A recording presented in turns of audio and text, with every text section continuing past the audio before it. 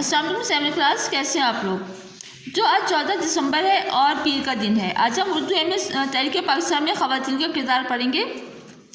ہم اس کی کچھ ریڈنگ کریں گے، اس کے بعد ہم اس کے 2 سوال کریں گے۔ 1945 میں آل انڈیا مسلم لیگ خواتین کے صدر لیڈی عبداللہ ہارون خواتین کے ایک وفد کے ہمراہ صوبہ سرحد میں تشریف لائیں۔ مسلم لیگ خواتین کے اجلاس میں 1000 خواتین شامل ہوئی۔ انہوں نے مسلم لیگ کے فنڈ کے لیے 10,000 روپے کی خطی رقم چندے کے طور پر دی۔ بچوں، اس زمانے میں 10,000 بہت بڑی رقم ہوا کرتی تھی۔ تحریک پاکستان میں جب خواتین کے کردار کی بات کی جائے گی تو قائد اعظم کی پیاری بہن محترمہ فاطمہ جناح کی قربانیوں کے ذکر کو کون نظر انداز کر سکتا ہے؟ انہوں نے اپنی پوری زندگی اپنے بھائی کی خدمت کے لیے وقف کر دی۔ انہوں نے ہر مرحلے پر اپنے عظیم بھائی کا ساتھ دیا۔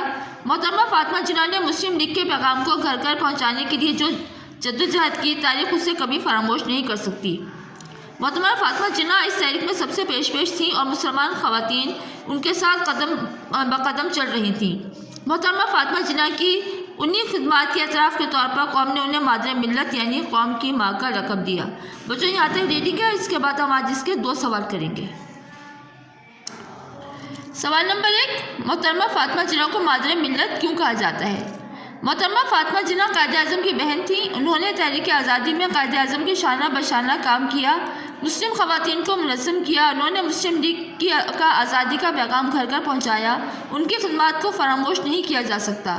ان کی خدمات کا اعتراف کرتے ہوئے قوم نے انہیں مادر ملت کا لقب دیا۔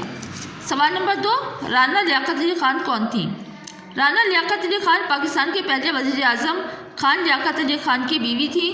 وہ ایک اعلیٰ تعلیم یافتہ خاتون تھیں جنہوں نے ملک کے دور دراز حصوں کا سفر کیا اور مسلم لیگ کو منظم کرنے میں اہم کردار ادا کیا۔ بچوں، یہ سوال آپ نے کاپی پر کرنا ہے اور اس کو اچھی طرح سے یاد بھی کرنا ہے۔